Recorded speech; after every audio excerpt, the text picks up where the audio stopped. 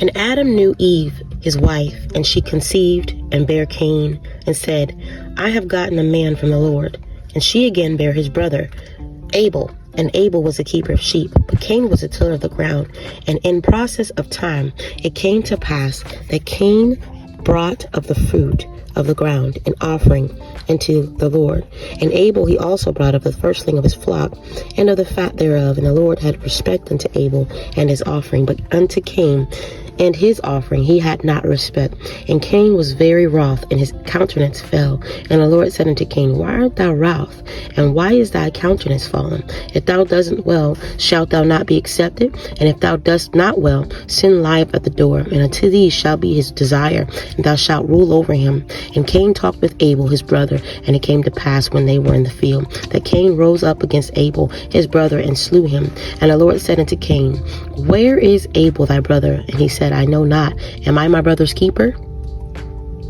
And he said, Why hast thou done? The voice of my brother's blood the voice of thy brother's blood crieth unto me from the ground. And now art thou cursed from art thou cursed from the earth, which hath opened her mouth to receive thy brother's blood from thy hands. And when thou tillest the ground, it shall not henceforth yield unto thee her strength. A fugitive, a vagabond shalt thou be in the earth. And Cain said unto the Lord, My punishment is greater than I can bear.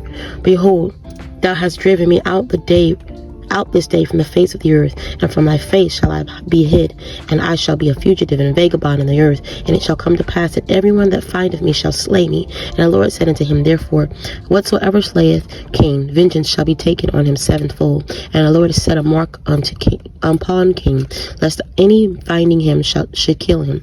And Cain went out from the presence of the Lord, and dwelt in the land of Nod, and of east of Edom. And Cain knew his wife, and she conceived and bare Enoch. And he builded a city, and called the name of the city after the name of his son Enoch.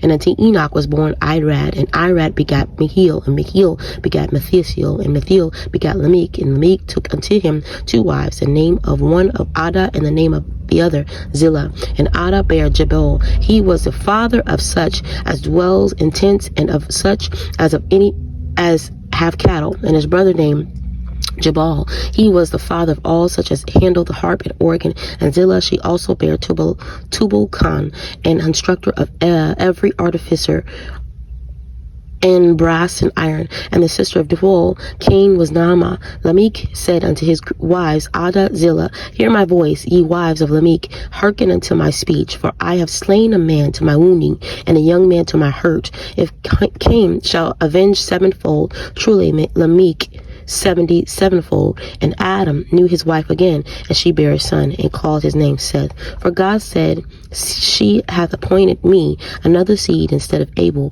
whom Cain slew. And to Seth, to him also there was born a son, and he called his name Enos. Then began men to call upon the name of the Lord.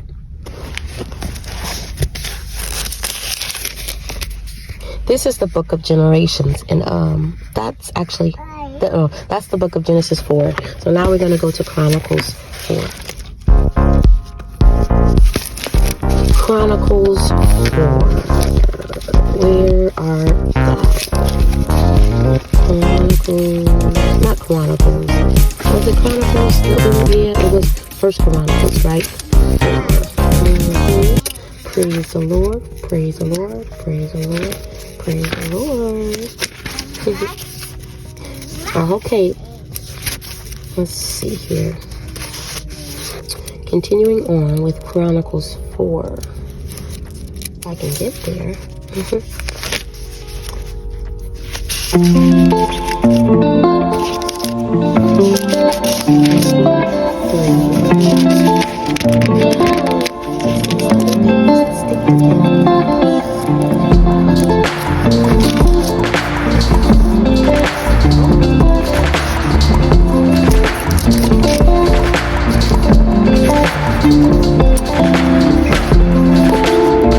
Sons of Judah, Phares, Hezron, and Carmel, and Hur,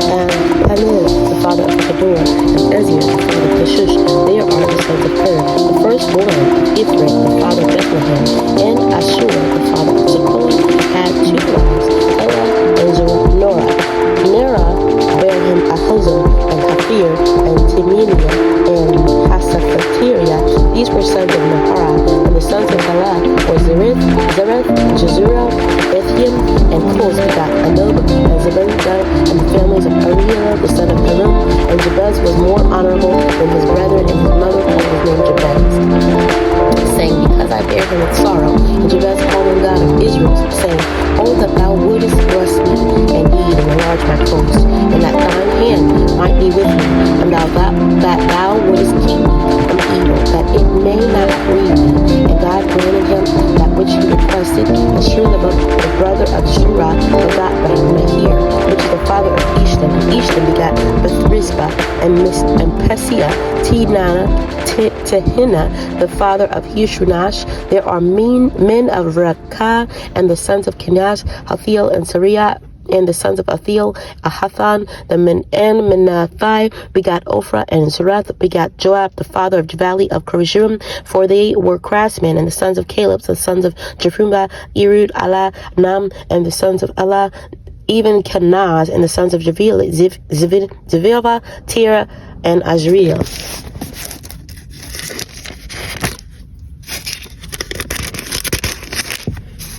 And the sons of Ezra were Jethir, Mehir, Ephir, Jalum, and she bare Miriam, Sheyamiah, Eshber, the father of Estetmoma, and the wife of Jabir bare Jared.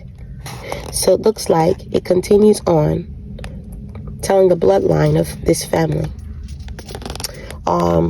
In chapter 4. If you'd like to read whose son and daughter belongs to who, visit 1 Chronicles chapter 4. But I'm going to go on down to the sons, Joachim, the men of Jeru, and these are the ancient things, these were the potters, and those that dwell among plants and hedges. There they dwelt in the king for his work. The sons of Simeon were Nemiel. Yeah, it just goes on forth explaining who belongs to who, and what villages belong to what villages, and so forth.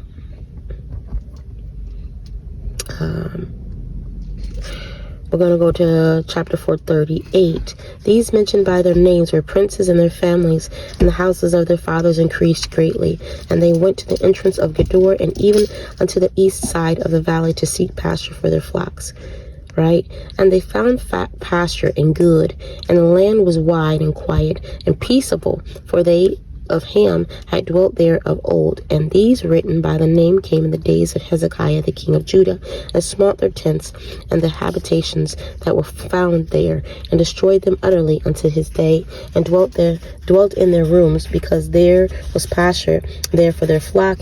And some of them, even of the sons of Simeon, 500 men, went to Mount Seir, having for their captains Petaliah, Neriah, and Rephiphriah, and Uzziah, the sons of Ishi. And they smote the rest of the Amalekites, and they were escaped and dwelt there unto his day. So 1 Chronicles 4 is a lot of names mentioned, and the sons of, and the wife of, and the sons of, and the sons of.